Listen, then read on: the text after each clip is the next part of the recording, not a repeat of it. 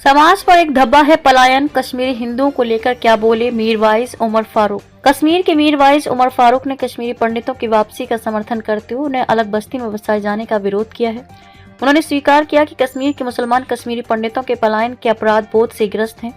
मीरवाइज ने वक्फ संशोधन विधेयक और समान नागरिक संहिता जैसे मुद्दों पर भी अपने विचार रखे। इस खबर में मीरवाइज के साक्षात्कार के मुख्य अंश हम प्रस्तुत करेंगे। 4.5 साल तक अपने ही घर में नजरबंद रहने वाले हुर्रियत चेयरमैन मीरवाइज मौलवी उमर फारूक द्वारा बीते सप्ताह दिया गया बयान कश्मीर की बदलती तस्वीर के साथ वहां करवट ले रही राजनीति की ओर भी इशारा कर रहा है। उन्होंने कश्मीरी हिंदुओं की वापसी का समर्थन करते हुए उन्हें अलग कॉलोनी में बसाए जाने का विरोध किया।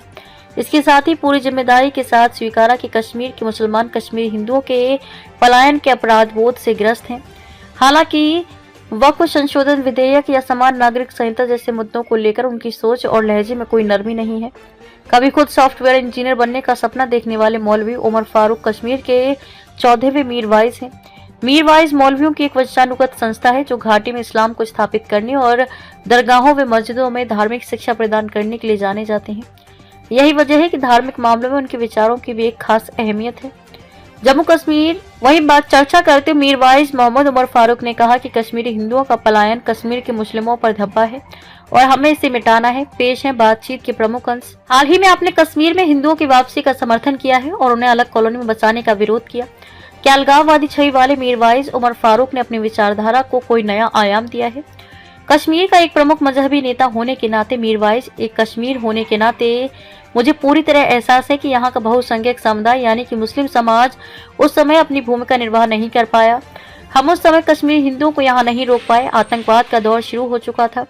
लोग डरे हुए थे। किसी को समझ में नहीं आ रहा था कि क्या हो रहा है। कश्मीरी हिंदुओं को यहाँ से निकलना पड़ा। सरकार की क्या भूमिका रही?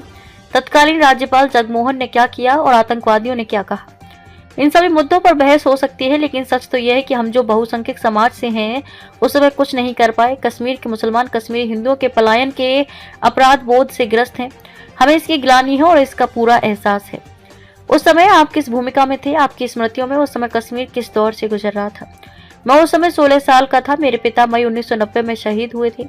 कश्मीरी हिंदुओं का पलायन उससे पहले शुरू हो चुका था। जब मैं यहाँ आया तो कश्मीरी हिंदुओं की एक बड़ी तादाद यहाँ से निकल चुकी थी।